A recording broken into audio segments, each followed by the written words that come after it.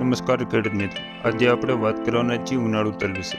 તો ઘણા બધા ખેડૂત મિત્રોને પ્રશ્ન હશે, ઉનાળુ તલનું ક્યારે વાવેતર કરવું, કયું બિયારણ પસંદ કરવું અને કેટલા વીઘે કેટલું બિયારણની જરૂર પડે, અને જમીનનું pH કેટલું રાખવું, કયું ખાતર આપવું, ક્યારે અને કેટલું પાણી આપવું। તો આવા ઘણા બધા ખેડૂત મિત્રોના મનમાં પ્રશ્ન ઊભા થતા હશે। આજના આ વિડીયોમાં આપણે આવા ઘણા બધા પ્રશ્નોની ચર્ચા કરવાના છીએ। તો સૌપ્રથમ વાત કરીએ જમીનની।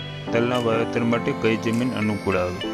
તો હલકીથી મધ્યમ કાળી, સારી નિતાર શક્તિવાળી અને ફળદ્રુપ જમીન તલના પાકને અનુકૂળ આવે છે। અને ત્યારબાદ વાત કરીએ તલના પાક માટે અયોગ્ય જમીન। તો સારી પાસમિક અને ભારે કાળી તલના પાકને પસંદ આવતી નથી। તો મિત્રો, હવે વાત કરીએ ઉનાળુ તલનું વાવેતર કયા સમયગાળા સુધી કરી શકાય। તો ખેડૂત મિત્રો, 1 ફેબ્રુઆરીથી લઈ માર્ચના પહેલા અઠવાડિયા સુધી ઉનાળુ તલનું વાવેતર કરી શકાય છે।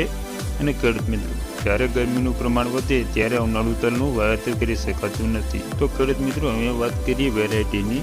તો સફેદ તલમાં ગુજરાત તલ 2, વેસ્ટર્ન, અવની, અક્ષય આવી કોઈપણ કંપનીના તમે તલનું વાવેતર કરી શકો છો। અને કાળા તલની વાત કરીએ તો ગુજરાત તલ 10। તો આ હતી ઉનાળુ તલની વેરાયટી। ખેડૂત મિત્રો, આમાં તમને જે પસંદ આવે તેનું વાવેતર તમે કરી શકો છો। તો ખેડૂત મિત્રો, હવે વાત કરીએ બિયારણની। તો 4 થી 6 કિલો પ્રતિ હેક્ટરે બિયારણની જરૂર પડતી હોય છે, અને વીઘામાં અંદાજ કાઢીએ તો 1 કિલો વીઘામાં જરૂર પડતી હોય છે। તો ખેડૂત મિત્રો, હવે વાત કરીએ બીજની માવજત કેવી રીતે કરવી। તો બીજની માવજતમાં 1 કિલો બીજમાં 1 થી 2 ગ્રામ સાફ પાવડર તમે નાખી શકો છો। સાફ અથવા M45 અને ગમે તે ફૂગનાશકનો ઉપયોગ કરી શકો છો। તો ખેડૂત મિત્રો, હવે વાત કરીએ પિયતની। તો ઉનાળુ તલને 6 થી 8 પિયતમાં ઉનાળુ તલ પાકી જતા હોય છે। અને ખેડૂત મિત્રો, વાવેતર થયા પછી અને ઉગ્યા પહેલાં તેને 2 પાણીની જરૂર પડતી હોય છે।